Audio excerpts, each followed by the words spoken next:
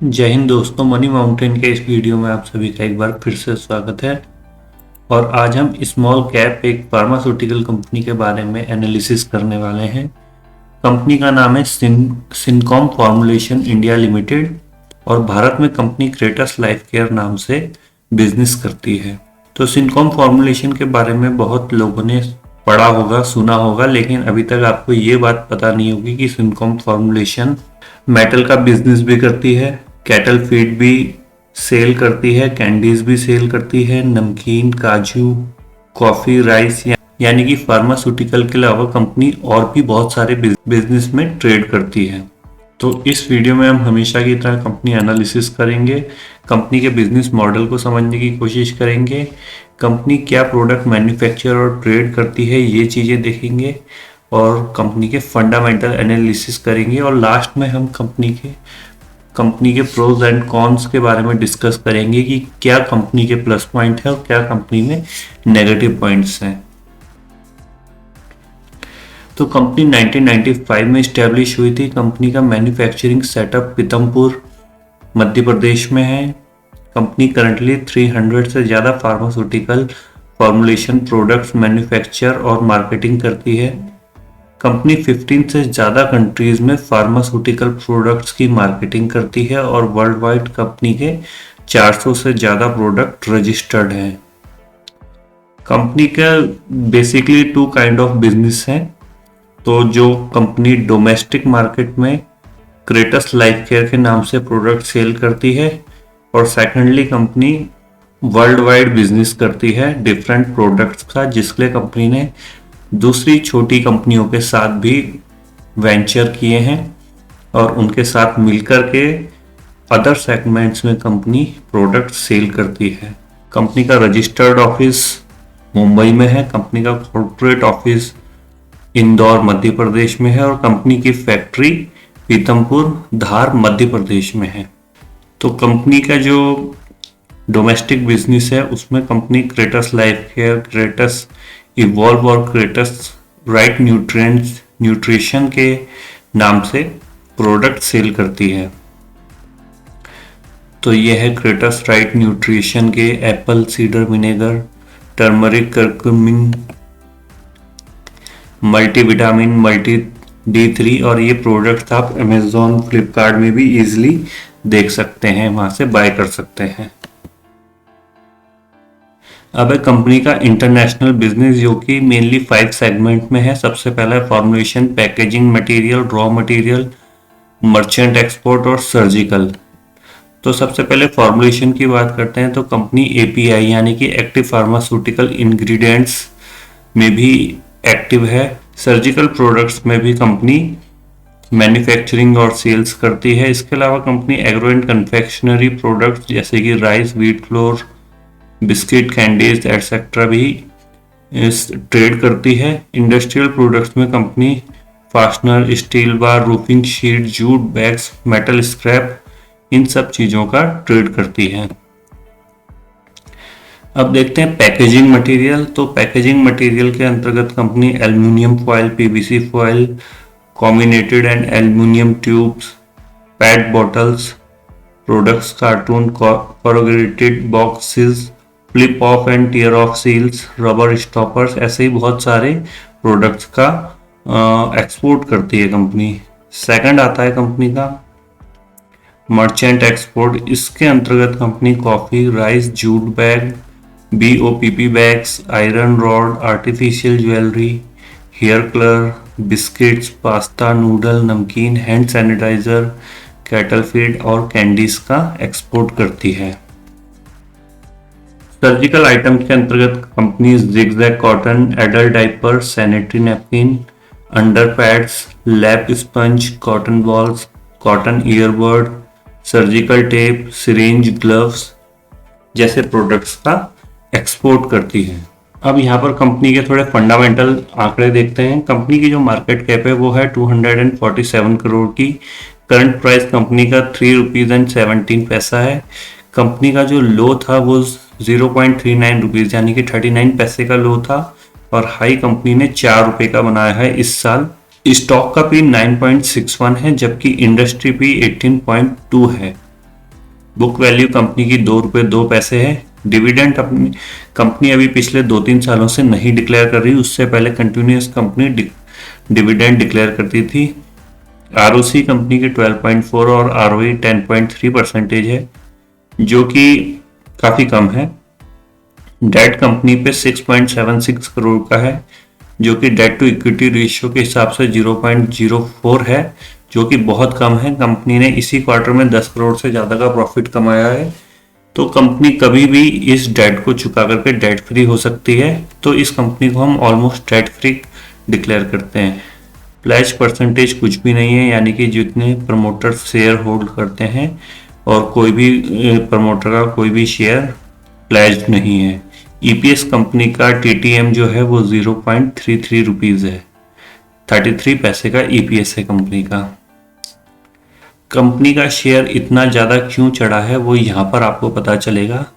तो अगर हम देखें 12-13 क्वार्टर की पिछली सेल्स, तो कंपनी ने जो सितंबर 2020 में 66 करोड़ की सेल्स डिक्लेयर की थी, वो इन 12-13 क्वार्टर में हाईएस्ट एवर सेल थी। साथ ही साथ इसमें जो कंपनी के ऑपरेटिंग प्रॉफिट मार्जिन्स थे वो भी हाईएस्ट थे 19% के। और कंपनी को जो अमूमन पैट 4 या 3 करोड़ रुपए का नेट प्रॉफिट होता था, वो इस क्वार्टर में सितंबर 2020 क्वार्टर में बढ़कर के हो गया 9 करोड़ रुपए का। इसके बाद कंपनी ने दिसंबर 2020 क्वार्टर के रिजल्ट डिक्लेयर करें, तो उसमें सेल्स और ज़्यादा हुई है 84 करोड़ की, और जो पैट है वो 9 करोड़ से भी ज़्यादा का हुआ है, 10 करोड़ का। तो इसलिए नवंबर स्टार्टिंग से लेकर के अभी तक कंपनी के जो शेयर के भाव थे, जो 1-2 रुपये में शायद शेयर था, और वो अभी 4 रुपये तक जा कर के आया है। तो वो इसी कारण से आया है, जो मेरे को लगता है पर्सनली वो एक ये बहुत बड़ा रीज़न हो सकता है कि कंपनी की जो ऑपरेटिंग प्रॉफिट मार्जिन है वो डबल डिजिट में आए हैं, और साथ ही साथ कंपनी के जो ईपीएस था, कंपनी का जो नेट प्रॉफिट था वो भी 3 टाइम्स से ज़्यादा हो चुका है पिछले जून 2020 क्वार्टर के बाद से। और कंपनी का ईपीएस आप देख सकते हैं, जो 4 पैसे 5 पैसे पे चलता था, वो सीधा 12 पैसे और 13 पैसे पे हो चुका है। तो ये एक बिग रीज़न है कंपनी के इतना ज़्यादा बुल रन दिखाने का। साथ ही साथ मार्केट में भी तेज़ी बनी है, जिसका फ़ायदा इस कंपनी के शेयर को भी हुआ है। लेकिन अब हम देखेंगे लंबे समय के निवेशकों को किन चीज़ों का ध्यान रखना चाहिए। तो हम यहाँ पर पिछले 12-13 सालों के सालाना आंकड़े देखेंगे। तो सेल्स ग्रोथ आप देखेंगे जो 2009 में 55 करोड़ रुपए की थी, कंटिन्यूस बढ़ी है, लेकिन जो बढ़ने की स्पीड है वो बहुत स्लो है। और ऑपरेटिंग प्रॉफिट मार्जिन की बात करेंगे अगर हम, तो इस साल जो टीटीएम है कंपनी के ऑपरेटिंग प्रॉफिट मार्जिन 50%, ये हाईएस्ट एवर दिख सकते हैं आपको।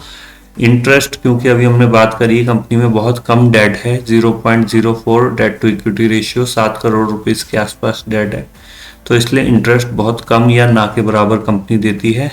तो डेट फ्री कंपनी कह सकते हैं इसे।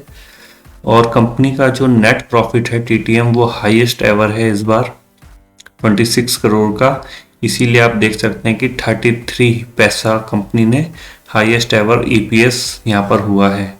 लेकिन 2018 से आप देखेंगे कि कंपनी कोई भी डिविडेंड पे आउट नहीं कर रही है।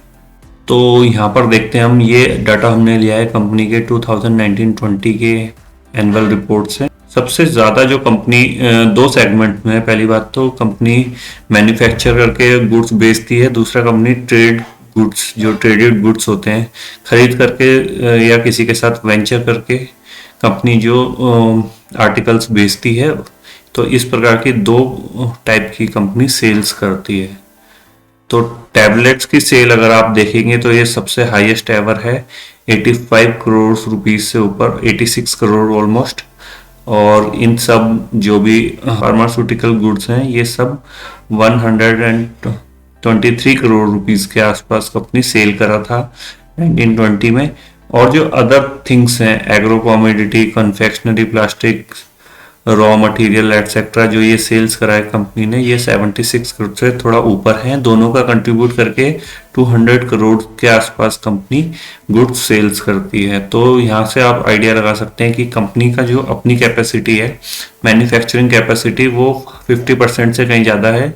और उसमें भी सबसे ज़्यादा कंपनी का जो सेगमेंट से सेल आती है वो है टैबलेट्स की सेल से। कंपाउंड ग्रोथ देखते हैं कंपनी की, तो सेल्स ग्रोथ अभी हमने बात करी है कि कंपनी आगे तो बढ़ रही है लेकिन बहुत धीमी स्पीड से बढ़ रही है। केवल 10 साल के आंकड़े आपको 10% की डबल डिजिट की सेल्स ग्रोथ दिखा रहे हैं, बाकी आंकड़े बहुत ही कम हैं। दूसरा है कंपाउंडेड प्रॉफिट ग्रोथ, टीटीएम। अभी हमने बात करी थी कि बहुत जो कंपनी के ऑपरेटिंग प्रॉफिट मार्जिन्स बढ़े हैं जिस वजह से कंपनी का प्रॉफिट ग्रोथ यहाँ पर बढ़ता हुआ दिखा है। तो टीटीएम आंकड़े बहुत शानदार हैं, जिन्होंने पिछले कुछ सालों के आंकड़े सुधारे हैं, लेकिन लंबी अवधि में कंपनी डबल डिजिट की ग्रोथ दिखाने में तो सफल रही है, लेकिन वो भी कम उसमें है जितना हम कंसिडर करते हैं। अगर कोई व्यक्ति शेयर खरीदता है तो वो कैसे आंकड़ों पे किन डेटास को बेस मान करके उस कंपनी में एंटर करे, तो यहाँ पर ये कंपनी उतनी ज़्यादा उत्साहजनक नहीं दिखती। और स्टॉक प्राइस सीजीआर की अगर हम बात करें तो हम अपनी पिछली वीडियोस में भी बात करी थी कि अगर कोई निवेशक आता है तो लंबी अवधि में एटलीस्ट वो 15% के रिटर्न्स एक्सपेक्ट करता है मार्केट से, जिस शेयर में वो बना हुआ है उससे।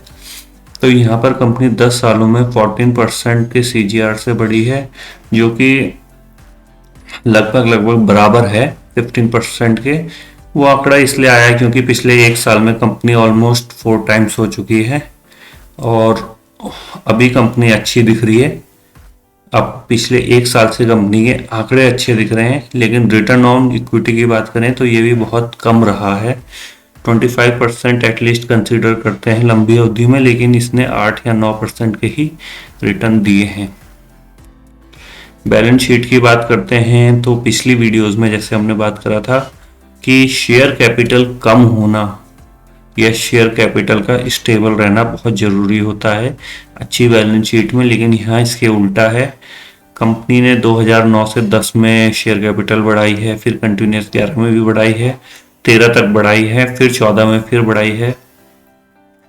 2014 से कंपनी की शेयर कैपिटल इस्टेब्लिश है, लेकिन जैसे हमने बात करी थी कि शेयर कैपिटल का कम होना या स्टेबल रहना अच्छा रहता है, उसके विपरीत यहाँ पर शेयर कैपिटल बढ़ी है और बहुत ज़्यादा संख्या में बढ़ी है।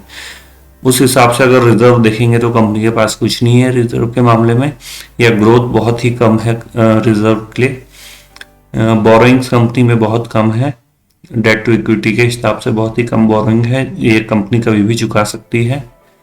और एसेट्स कंपनी के पास करंटली 92 करोड़ के हैं, तो ये कोई आइडल बैलेंस शीट नहीं है।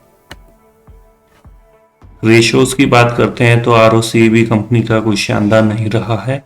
डेटर डेज कुछ सुधरे हैं 2016 के बाद से, लेकिन अभी भी डेटर डेज में प्रॉब्लम है। मोर देन 2 महीने 2.5 महीने लग जाते हैं कंपनी को पैसा रिकवर करने के लिए। इन्वेंट्री टर्नओवर रेशियो कुछ सही है कंपनी का, लेकिन बहुत अच्छा नहीं कह सकते। शेयर होल्डिंग पैटर्न, जब भी हम छोटी कंपनीज की बात करते हैं तो शेयर होल्डिंग पैटर्न बहुत इंपॉर्टेंट हो जाता है। प्रमोटर्स की शेयर होल्डिंग हम 50% एटलीस्ट छोटी कंपनी में कंसीडर करनी चाहिए, लेकिन यहाँ पर प्रमोटर की जो होल्डिंग्स है वो 40% है। हालांकि होल्डिंग थोड़ी बड़ी है मार्च 2018 से, लेकिन फिर भी कम है। अच्छी बात यह है कि प्रमोटर का कोई भी शेयर प्लेज नहीं है और रिमेनिंग 59% 60% कंपनी के शेयर्स पब्लिक के पास हैं। तो ये था कंपनी का फंडामेंटल एनालिसिस और इस तरह हमने पूरी कंपनी का एनालिसिस किया है। अभी हम शेयर का प्राइस देखते हैं 3-4 रुपए का, तो उस हिसाब से और शेयर कंपनी क्या काम करती है। कंपनी डोमेस्टिक मार्केट में भी अवेलेबल है, साथ ही साथ इंटरनेशनल मार्केट में 15 कंट्रीज में अब्रॉड कंपनी के प्रोडक्ट सेल होते हैं। कंपनी कई जॉइंट वेंचर किए हैं और अलग अलग सेगमेंट में प्रोडक्ट बेचती है। कंपनी पर डेट नहीं है, ये अच्छी बात है। कंपनी कुछ समय पहले तक कंटिन्यूस डिविडेंड देती थी, अभी थोड़ा बंद किया है। और कंपनी की बैलेंस शीट कुछ खास नहीं है, कंपनी का ड्रॉबैक है। और इतने सारे कहते हैं ना कि बहुत अच्छे अगर आप प्रोडक्ट बना रहे हो, बहुत ज़्यादा प्रोडक्ट आप सेल कर रहे हो, बहुत ज़्यादा जगह आपके बहुत सेक्टर्स में आपकी प्रेजेंस है, लेकिन आप उन चीज़ों को कंपनी के आंकड़ों में रिफ्लेक्ट नहीं कर पा रहे हो, तो वो भी एक तरह से कंपनी का फेलियर है। तो यहाँ हम पूरी तरह से फेलियर नहीं कह सकते। हालांकि पिछले 2 क्वार्टर में, जो बहुत अच्छी बात है कि पिछले 2 क्वार्टर में कंपनी ने बहुत अपने कैपेसिटी के हिसाब से बहुत अच्छे रिजल्ट्स प्रोड्यूस करे हैं। तो आने वाले समय में भी क्या कंपनी इस ग्रोथ को बरकरार रखती है, ये देखने वाली बात होगी। इसलिए आप इस शेयर पे नज़र बनाए रखना। तो अगर आपको ये वीडियो अच्छा लगा है तो आप इसे लाइक करें। ऐसे ही इंफॉर्मेटिव वीडियोस देखने के लिए हमारे चैनल को सब्सक्राइब करें। किसी भी क्वेरी के लिए या कोई भी कमेंट हो आपका तो हमें ज़रूर कमेंट करके बताएं। और नेक्स्ट वीडियो आपको किस टॉपिक पे चाहिए ये भी हमें बताएं। शेयर मार्केट से रिलेटेड ऐसे इंफॉर्मेटिव वीडियोस देखने के लिए हमारे चैनल को सब्सक्राइब करें। And thanks for watching this video.